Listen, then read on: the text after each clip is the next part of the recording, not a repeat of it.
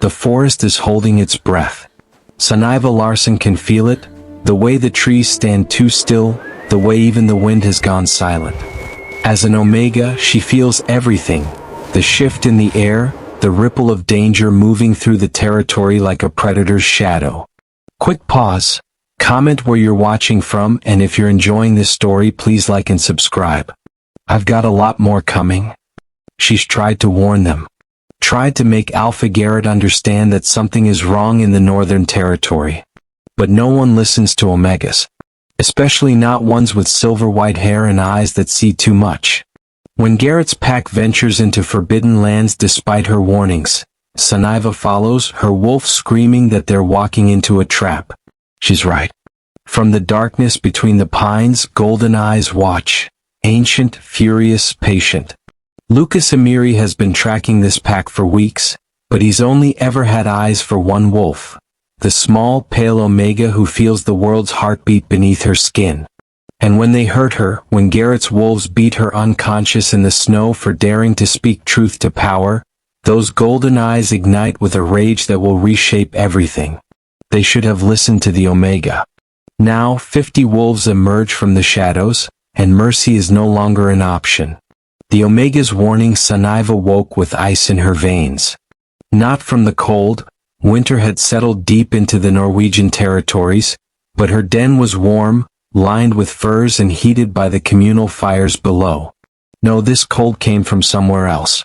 Somewhere that made her wolf whine and pace beneath her skin. Something was wrong in the Northern Territory. She dressed quickly, her fingers trembling as she laced her boots. The wrongness pressed against her senses like a physical weight, making it hard to breathe. This was the curse of being Omega, feeling everything, the invisible currents that others couldn't sense. The approaching storms, the shifts in pack dynamics, the danger lurking just beyond perception. In the old days, they said, Omegas had been revered for these gifts. Advisors to Alphas, the ones who prevented wars before they began. But those days were gone. Now she was just Sunniva the anxious. Sunniva the paranoid. Sunniva who felt too much. The pack hall was full when she arrived, her silver blonde hair drawing immediate attention. Alpha Garrett stood at the head of the long table, his massive frame radiating authority. The betas flanked him, Marcus, Tor, Elena, all watching her with expressions ranging from dismissal to barely concealed contempt. Alpha, she began, her voice steadier than she felt, I need to speak with you about the Northern Territory. Garrett's eyes narrowed. Not this again. Please, Sunniva pressed forward, something's wrong. I can feel it. There's a presence there, something ancient and enough. Garrett's voice cracked like a whip. Every week it's something new with you. Shadows in the forest. Strange scents on the wind. We're predators, Sunniva, not prey. We don't jump at ghosts. Marcus laughed, the sound cruel. Maybe if you spent less time worrying and more time actually contributing to the pack, you'd be less paranoid. Heat flooded Sunniva's cheeks, but she held her ground. I'm trying to protect us. My instincts. Your instincts make you weak, Garrett cut her off. The Northern Territory has been empty for decades. We're hunting there tomorrow, and I don't want to hear another word about it. The decision was made. Sunniva stood there, feeling the weight of their judgment, their dismissal. Her wolf howled inside her, frantic with the knowledge that they were walking into disaster. That night she couldn't sleep. The wrongness had intensified, thrumming through her bones. When dawn came and the pack prepared to leave, Sunniva made her choice. She would follow them. She had to. Even if they wouldn't listen, she would be there. Ready to protect them from whatever waited in those ancient woods. The forest was watching. She could feel its ancient eyes on her back, waiting. Eyes in the darkness. The Northern Territory was beautiful in the way of dangerous things. Ancient pines stretched toward a sky turning violet with dusk, their branches heavy with snow. The pack moved through it with confident strides, but Sunniva felt nothing but dread. Every fiber of her being screamed that they shouldn't be here. The forest was too quiet, as if holding its breath. Even the usual sounds, birds, small prey rustling through undergrowth, were absent. They were being watched. There, Garrett gestured ahead where a massive elk stood drinking from a frozen stream. Perfect. Suniva's wolf snarled a warning, but she couldn't voice it. Not again. Not after this morning's humiliation. She watched helplessly as the pack shifted, their wolves emerging in a coordinated blur of fur and fang. The hunt was swift, brutal. The elk never stood a chance. As the pack fed, victory howls echoing through the trees, Suniva remained in her human form at the edge of the clearing. That's when she felt it, a presence so powerful it made her knees weak. She turned slowly, scanning the treeline. Golden eyes stared back at her from between the pines. The wolf was massive, dwarfing even Garrett's alpha form. White-silver fur caught the fading light, and those eyes, ancient, intelligent, burning with an intensity that stole her breath, pinned her in place. She couldn't move, couldn't think, could barely breathe. Then it happened. The world tilted. A golden thread snapped into place between them, brilliant and unbreakable. The mate bond. Her wolf surged forward, recognizing, claiming, desperate to go to him. Mine, her wolf whispered. Ours. The white wolf's eyes widened and she knew he felt it too. For a moment that stretched into eternity, they simply stared at each other. Suniva saw centuries in those golden depths, battles, losses, loneliness that echoed her own. And something else. Recognition. As if he'd been waiting for her. Behind him, the forest moved. Shadows resolved into shapes. Dozens of wolves perfectly still, watching. Waiting. Garrett's triumphant howl shattered the moment. The white wolf's gaze never left hers, but she saw his jaw tighten. Her pack had been killed on his territory. Had violated ancient laws they didn't even know existed. Suniva. Marcus's sharp bark made her jump. Get over here. We're heading back. She stumbled backward toward her pack, but her wolf was screaming to go to him. To the stranger with amber eyes who looked at her like she was the only star in a dark sky. When she glanced back one last time, the treeline was empty. But she could still feel those golden eyes watching her retreat, burning into her soul. The accusation Suniva couldn't escape those golden eyes. They haunted her dreams, followed her through her waking hours. The mate bond hummed beneath her skin, a constant reminder of the wolf in the forest. Of Lucas, somehow she knew his name as if the bond whispered it to her. By morning, something else demanded her attention. Strange scents marked their territory borders, wild, powerful, deliberate. A warning. Alpha. She found Garrett near the eastern boundary. The markings, someone's claiming this territory. We need to, Garrett whirled on her, his face flushed with rage. You. This is your doing. Suniva's blood ran cold. What? You've been trying to make us afraid of shadows. He advanced on her and she stumbled back. First the Northern Territory, now this. You're working with rogues, aren't you? Trying to undermine my authority. No. Alpha, please. Marcus appeared beside Garrett, his expression calculating. She was in the forest yesterday. Lagging behind. Maybe she was signaling them. The accusation hung in the air like poison. Other pack members had gathered, their faces ranging from suspicious to hostile. No one defended her. No one ever did. I saw a wolf, Suniva said desperately. In the Northern Territory. Massive, white, convenient, Elena sneered. And you didn't think to mention this yesterday? Because you wouldn't have listened, Suniva wanted to scream. Because you never listen. But she knew better. The truth would only make it worse.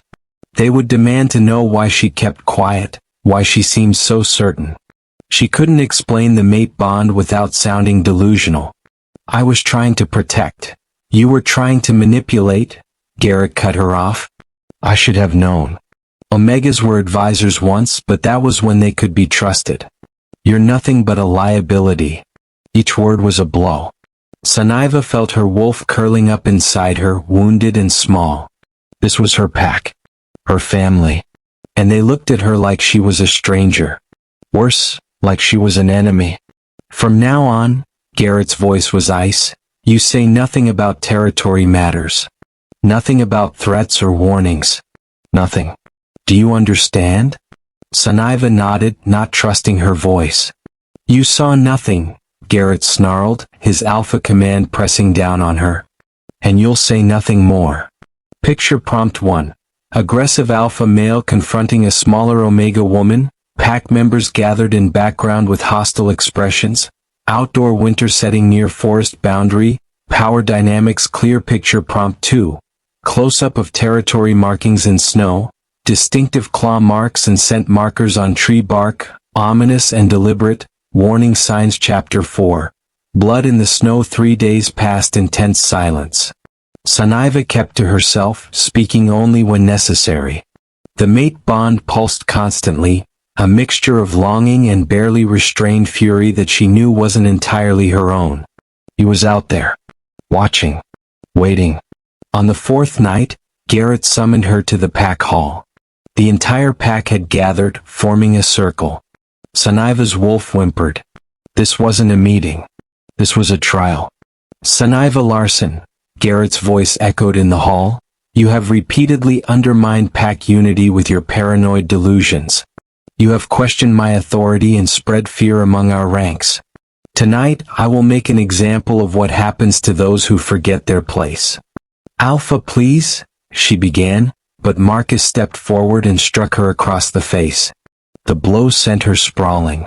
You no longer have a voice in this pack, Garrett said coldly. Perhaps physical discipline will teach you what words could not. They dragged her outside into the snow. Sunniva's mind screamed for her to fight, to shift, to run. But Omega instincts were powerful. Submit, appease, don't fight the pack. Even when the pack was wrong. Even when they were hurting her. The first kick came from Marcus. Then Elena. Then others whose faces she couldn't see through the pain and blood. They beat her methodically, taking turns, ensuring she wouldn't fight back. Through the mate bond, she felt a rage that wasn't hers building to a crescendo. Felt ancient restraint fracturing. Felt the moment Lucas started moving toward her, his wolf howling for her blood, her pain. No, she thought desperately through the bond. Please no. Don't attack. They're still my pack. Another blow cracked her ribs. Snow melted beneath her, pink with blood. Her vision blurred. Somewhere beyond the pain, she felt the presence of many wolves. Watching from the forest. Waiting for a signal. Garrett stood over her broken form. Let this be a lesson. Omegas exist to serve, not to question. You will remember your place. Consciousness was slipping away. Sunniva's last coherent thought was a whispered plea through the mate bond. Don't. Please. Not yet. From the treeline, 50 pairs of eyes glowed in the darkness. And at their head, a massive white wolf trembled with barely leashed violence, watching the small Omega bleed into snow. The reckoning was coming. But not yet. Because she had asked him to wait, and he would honor her wishes. Even if it killed him to do so. The reckoning. Sunniva woke to gentle hands and a voice like gravel and honey. Easy, little one. You're safe now. She blinked through swollen eyes. A man knelt beside her, tall, broad-shouldered, with dark hair shot through with silver and a face marked by old scars. But it was his eyes that made her breath catch. Golden. Ancient. The wolf from the forest. Lucas, she whispered, tasting his name for the first time. His jaw clenched. You shouldn't have asked me to wait. I felt every blow. They're nothing, he growled. But we'll discuss that later.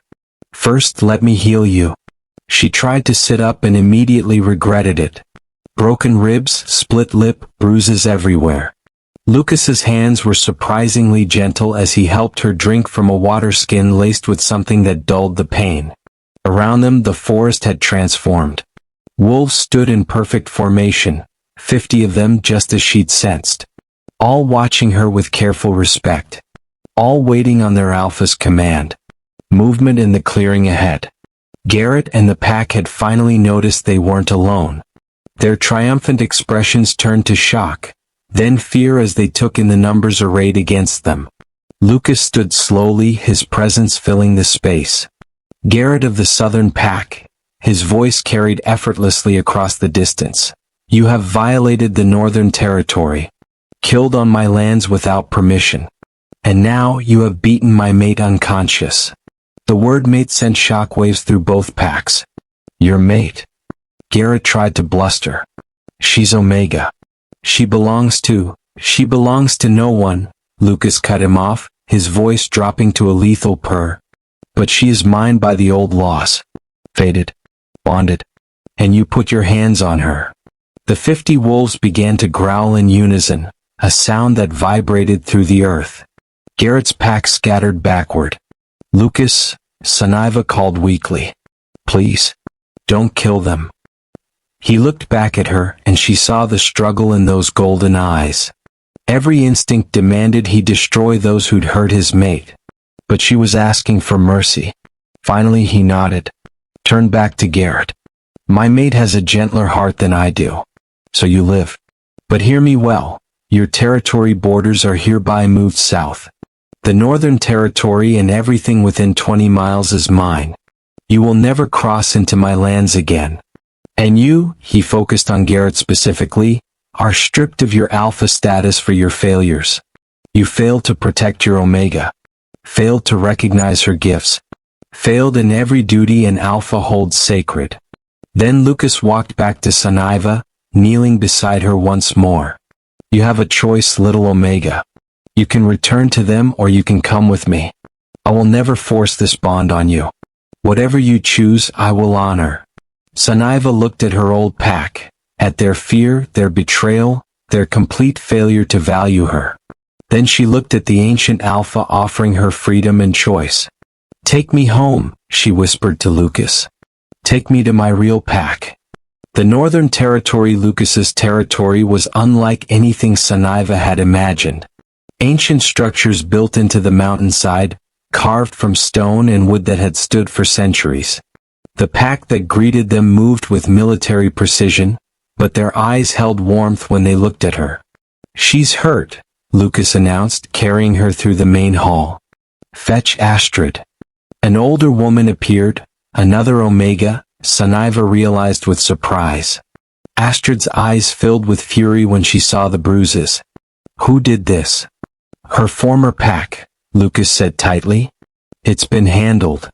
Astrid worked in silence, her healing touch easing the worst of Saniva's injuries. As she worked, others gathered, betas, gammas, and 2 more Omegas who looked at Saniva with something she'd never experienced before. Recognition. Respect. You felt the danger, one Omega Marin said softly. Didn't you? Before they came to the Northern Territory. Saniva nodded hesitantly. That's Omega's sight, Astrid explained. The old gift. We feel what others can't. Here that gift is sacred. Honored. You'll never be dismissed again. The words brought tears to Saniva's eyes. How long had she waited to hear that? To be told her sensitivity wasn't weakness but power? Over the following days she learned the truth about the Northern Territory. Lucas had built something unique. A pack where every wolf had value, where strength meant more than just physical dominance. The Omegas served as advisors, their insights shaping pack decisions. The betas trained not just in combat but in diplomacy. Everyone contributed according to their gifts. And Lucas watched her constantly, though he kept his distance. The mate bond hummed between them, growing stronger each day, but he never pushed. Never demanded. He was waiting for her to come to him. On the 5th night, as Saniva stood on the balcony watching the moon rise, he finally approached. You're healing well, he said quietly. Thanks to Astrid.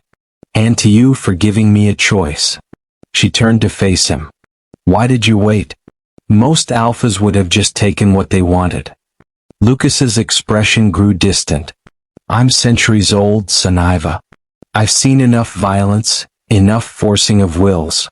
The mate bond is sacred. It should be chosen, not imposed. Especially after what you've endured. You felt it, she said. Every blow they landed. It must have been torture to wait. His jaw clenched. You have no idea. But you asked me to. And I would endure any pain if you asked it of me. The bond flared between them, golden and warm.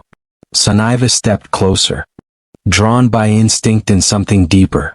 Just, I'm ready, she whispered, to choose you, to complete this.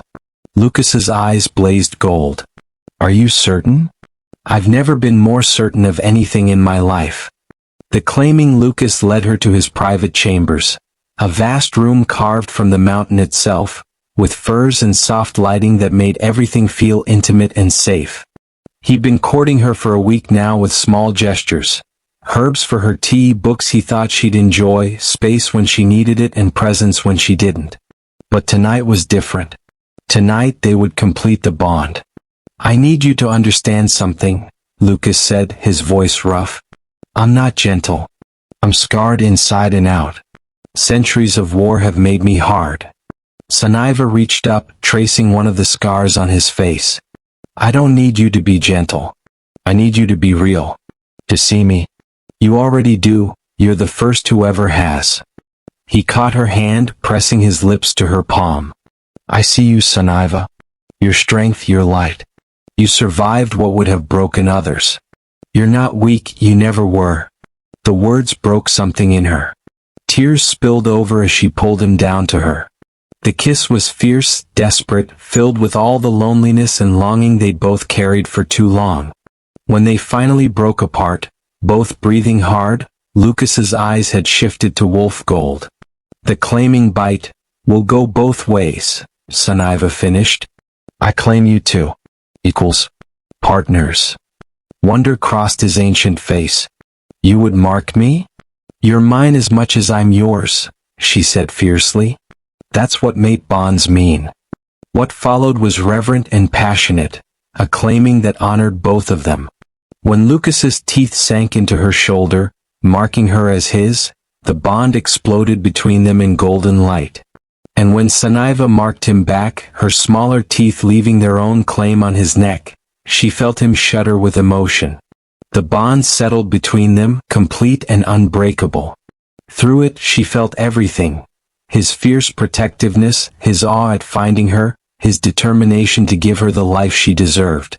And he felt her strength, her healing heart, her choice to love him despite everything. Afterward, wrapped in his arms, Sunniva finally felt something she'd never experienced before, belonging.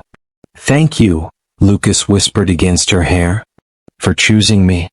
For seeing past the scars. Thank you, she whispered back. For waiting. For honoring my choice. For being exactly what I needed. Outside, the pack howled their approval. The Northern Territory had its Omega. The ancient Alpha had his mate. And two wounded souls had finally found home. Old debts, 2 weeks of peace. Sunniva learned the rhythms of her new pack, discovered the extent of her gifts, and fell deeper in love with Lucas every day. The claiming marks on their shoulders gleamed in the moonlight, permanent proof of their bond. Then the messenger arrived. Alpha, the young wolf panted, the southern pack approaches. Garrett demands the return of his Omega.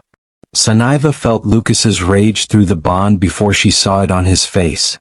I stripped him of his title. He has no authority to demand anything. He claims she was stolen. That the bond is false.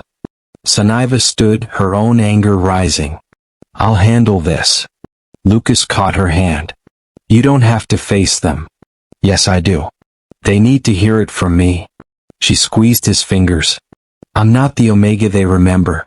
Let me show them. They met at the border. Garrett stood at the head of a depleted pack. Many had left after his disgrace. Marcus and Elena flanked him, but their bravado had faded. Facing them were Lucas, Sunniva, and the 50 wolves who had become legend in just 2 weeks. Sunniva, Garrett called out, come home. You've been manipulated, but we're willing to forgive. Forgive? Her voice cut through his. You beat me unconscious for telling the truth. You called my gifts weakness. You made me believe I was the problem when all along, it was you. You're Omega, Marcus sneered. You belong with your birth pack. I belong where I choose, Sunniva said firmly. And I choose the pack that honors my gifts, the mate who waited for my consent, the family that sees my strength.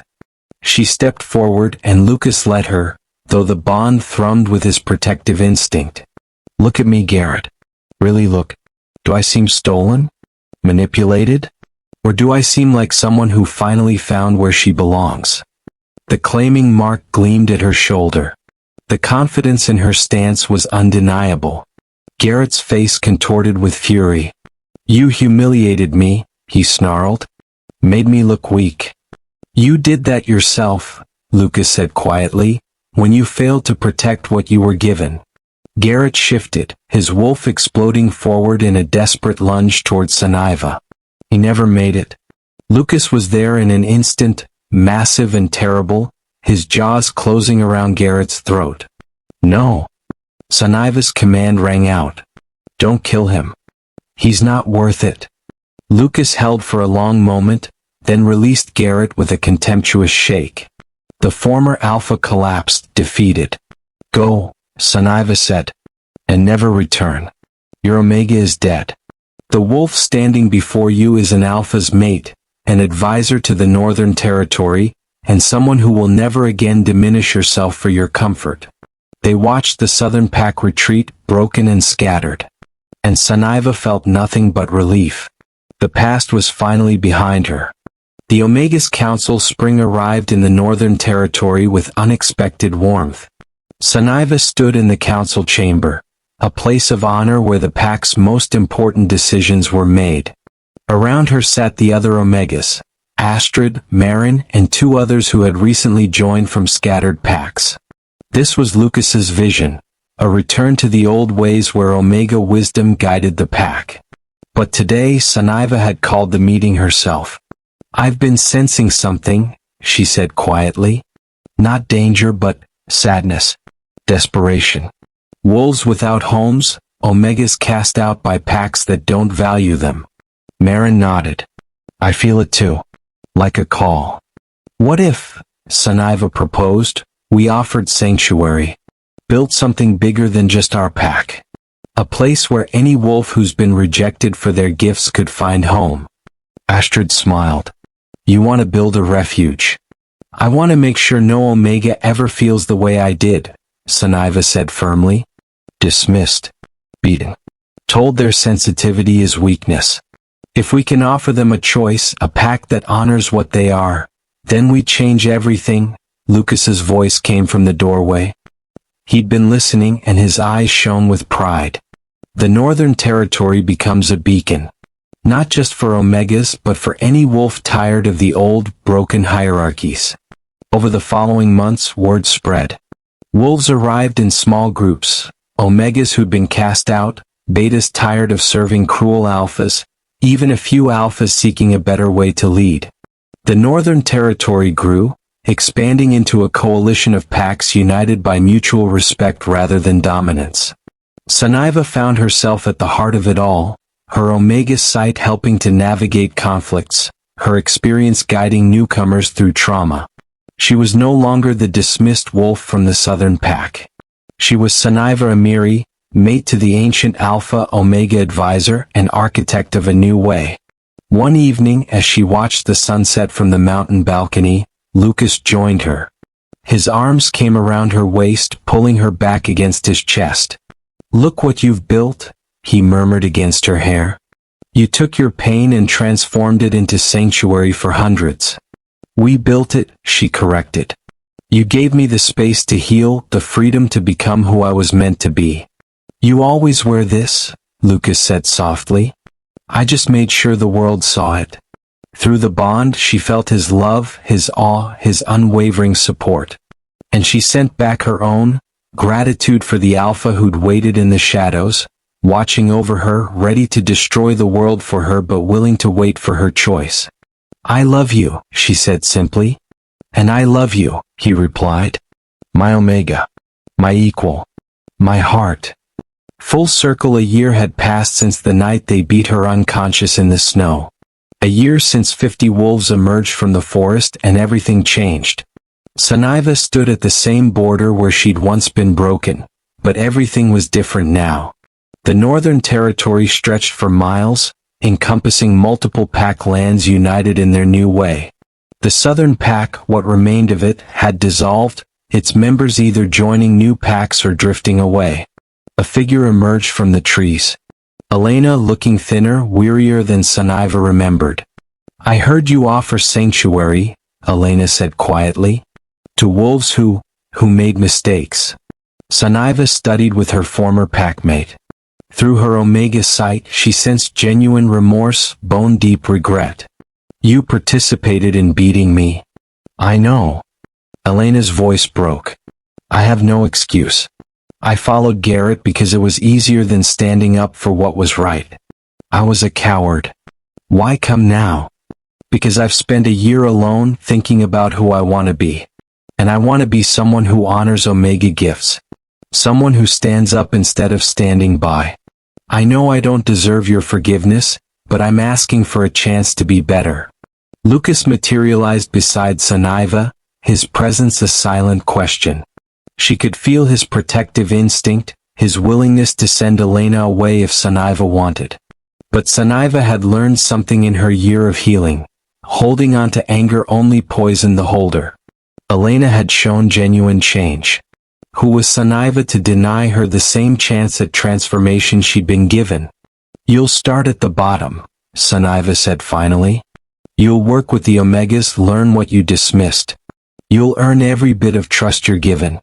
And if I ever sense you reverting to the old ways, you're gone. Understood?" Elena's eyes filled with tears. "Understood. Thank you." As Elena walked toward the territory, escorted by pack members, Lucas pulled Sunniva into his arms. "You didn't have to offer her sanctuary," he said. "I know. But I remember what it's like to need a second chance. To need someone to see your potential instead of your past." She looked up at him. "You gave me that. Now I can give it to others." That night, the pack gathered for the spring celebration. Hundreds of wolves now, all living by the principles Sunniva and Lucas had established. As Sunniva stood before them, addressing the assembly, she caught sight of her reflection in a polished shield.